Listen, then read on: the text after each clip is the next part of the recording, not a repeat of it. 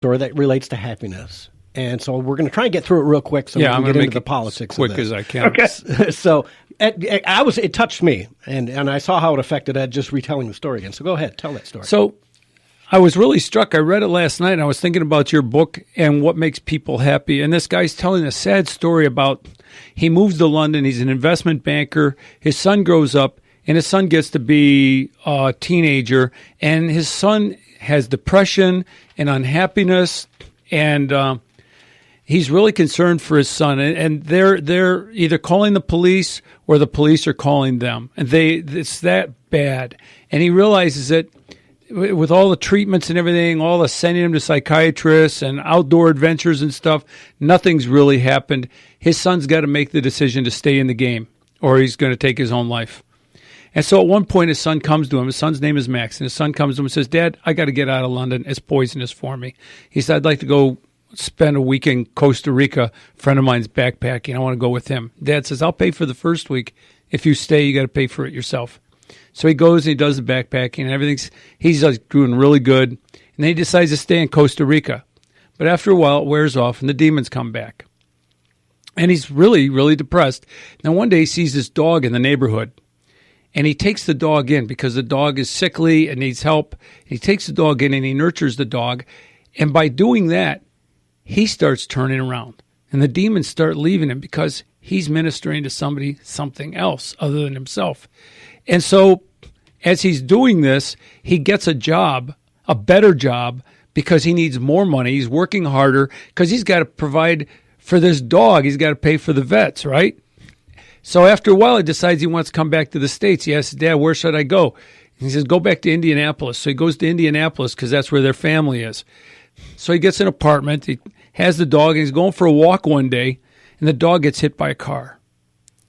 And the guy's devastated. He just breaks down in the street. This is what's been keeping him sane.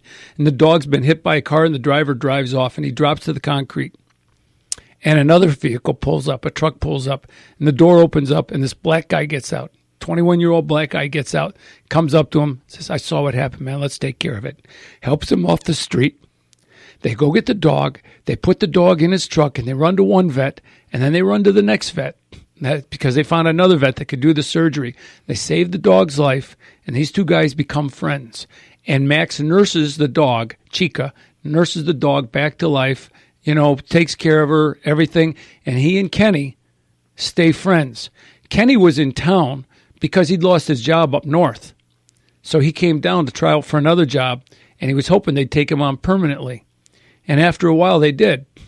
And he's the highest paid cornerback in the NFL, slot cornerback in the NFL now. He's Kenny Moore of the Indianapolis Colts. Yeah, that's awesome. Yeah, that's interesting. It's a purpose in life, right? Yeah. Yep. They both stayed in the game. Yeah, that's awesome. Okay, well, enough of that. Yeah, you're making a little misty for me now, too. So I got through it this time. We're going to start with the Mueller testimony. And I believe it was a disaster for the Democrats. And even Chris Wallace, I think, who... Fox guy, but I'm not a conservative by any stretch of the imagination. I think he's even-handed. You don't. Others don't. I watch him. He nails Democrats as hard as he nails, and he does nail conservatives. Okay. I know that. Yeah, all right. So I'll give it to you. But let's listen to what he has. Derek, you got track one ready? Okay, let's play this. I had to laugh a little bit when you talked about the testimony by Robert Mueller, because I think testimony has to be put in quotes. It really hasn't been much testimony. Frankly, I think you've both been very kind. I think this has been a disaster for the Democrats, and I think it's been a disaster for the reputation of Robert Mueller. He has seemed very uncertain with his brief. He doesn't seem to know what things that are in the report.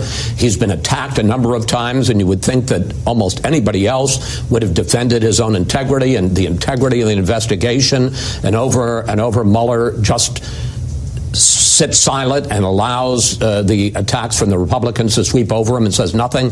I think it does raise questions about the degree to which he actually was in charge of and control of this report, because he doesn't seem very much in control or charge of what the final report was. I should say whether he was in charge of the investigation, because he doesn't seem in charge of what the report actually says. The two strongest parts I think, were the opening questions by the chairman, Jerry Nadler, who basically said, the president says he was exonerated. Was he? No. Did you find that he committed no obstruction? No. Did you basically taking the negative and saying the president says he was cleared? Was he cleared? And says no. And I agree with you that the strongest, Martha, by far was John Ratcliffe, a Republican congressman on the committee, who basically said your big grand conclusion when it comes to obstruction is you can't exonerate him.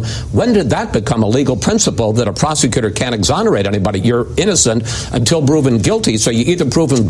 Okay. So, Keith, you're a lawyer.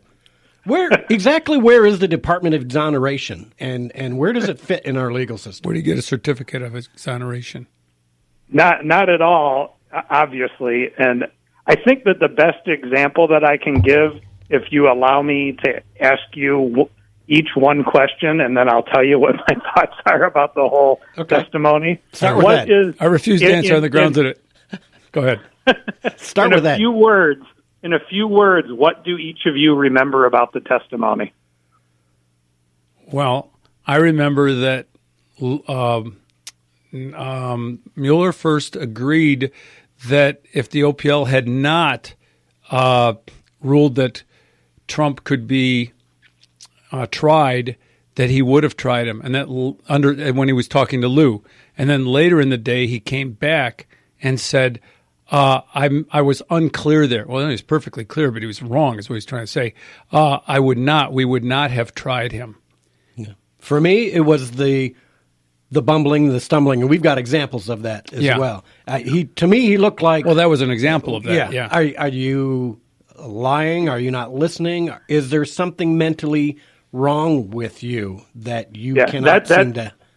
I ask you that because that's my exact point, and I say this, and I'm not being tongue-in-cheek. This is from being a trial lawyer for many years.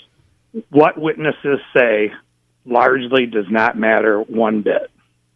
It is all about the demeanor, whether the person is believable, whether they connect with a jury or who's ever listening. I talk to jurors afterward dozens of times, and they almost never quote me back or say that what one specific line or some piece of evidence that somebody said mattered. What matters is the appearance of the thing, because it's a theater, and anybody that thinks testimony, trials, or stuff like this is about the truth is far from reality as you can possibly be. Okay, there's a whole book called The Rules of Evidence that keep truth out of matters. Yeah, and it's no different in these kind of hearings. And so it's the delivery and the presentation is what really matters. And I can tell you this, for when I watched CNN or MSN and they say, "Oh, it was so damaging," I'm like, I don't know what you were watching. No, if I were on a jury, I would look at him and say he was nonsense. Yeah, if I was on a jury and I listened to that man, I would say he's either mentally incapacitated or he's a bumbling liar. He's not even a good liar, because I had no trust at all in Mr. Mueller prior to this.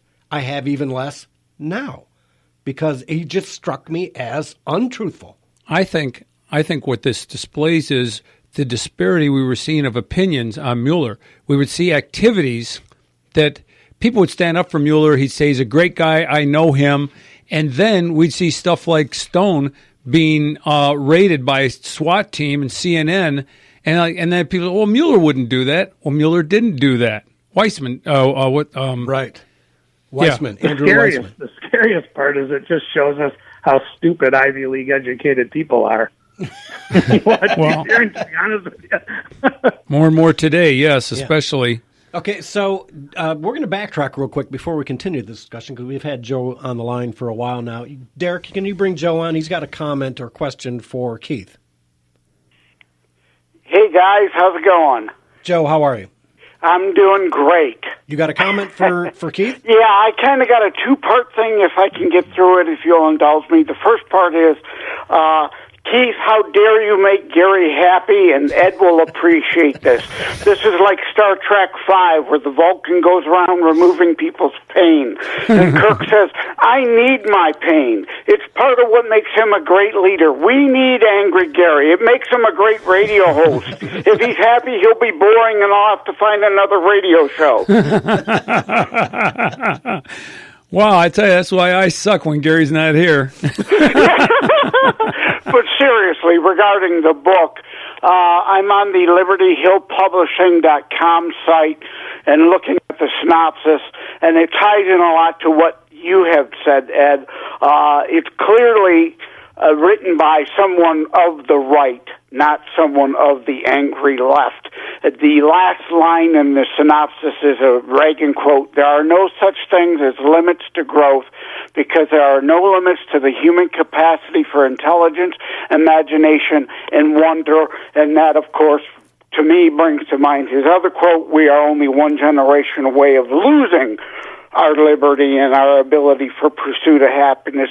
Because like you said, Ed, they are always, the left, angry, envious, hateful, spiteful, and which brings to mind, they always see oppression rather than opportunity, which brings to mind a meme I see about the glass being half full. Says an optimist sees a glass as half full, a pessimist sees a glass as half empty, and a Democrat just calls the glass racist. Well, you mentioned Reagan, and the phrase happy warrior came to mind. That seems to be consistent with the topic. Yeah, what do you think, Keith? Agree. I put the Reagan quote is also at the beginning of the book, but I put that in there for that reason, to show that if you live in America and you're pursuing happiness, then the abundance that you can achieve and receive is unlimited. And I think he's really the only president that I remember that talked like that. Yeah. So. Mm-hmm. All right. So jumping forward again now, and we're all over the place here today.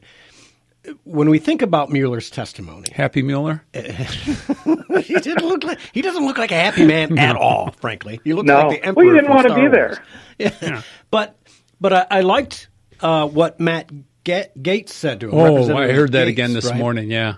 And because it really is, if he was so unfamiliar with the report, did he even pick that team of 19 guys? Oh, yeah, he did. You think he did? Or did someone say, these are the guys you will use? I think he was probably involved in picking them because they're all, incestuous members of the D.C. Beltway establishment. Yeah, but they are all Clintonistas. The only thing I can say is, in fairness to the report, as a lawyer who is responsible for lots of cases, I rely on good people under me to write a lot of things.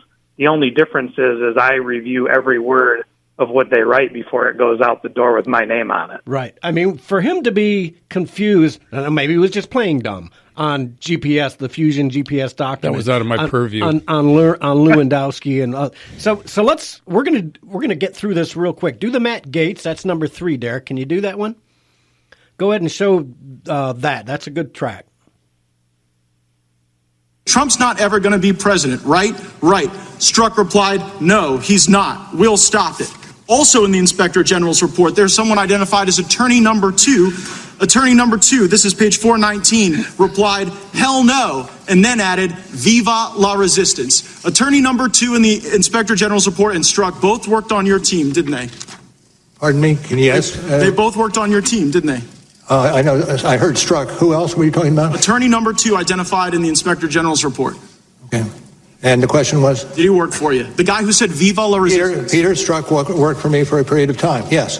Yeah, but so did the other guy that said viva la resistance. And here's what I'm kind of noticing, Director Mueller. When people associated with Trump lied, you threw the book at him. When Christopher Steele lied, nothing. And so it seems to be that when Glenn Simpson met with Russians, nothing. When the Trump campaign met with Russians, 3,500 words. And maybe the reason why there are this discrepancies in what you focused on is because the team was so biased. Time of the gentleman has expired. Pledged to stop Trump. Jeffries All right. So Nadler just always after Mueller sharp. stalled, his yeah, the time ran out. Yeah, and that's what I noticed, Keith. What does that sound like to you when you've got a guy who is?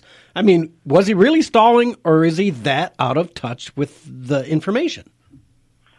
I heard a few different people saying that he was stalling, and me watching it, I felt like he didn't know what.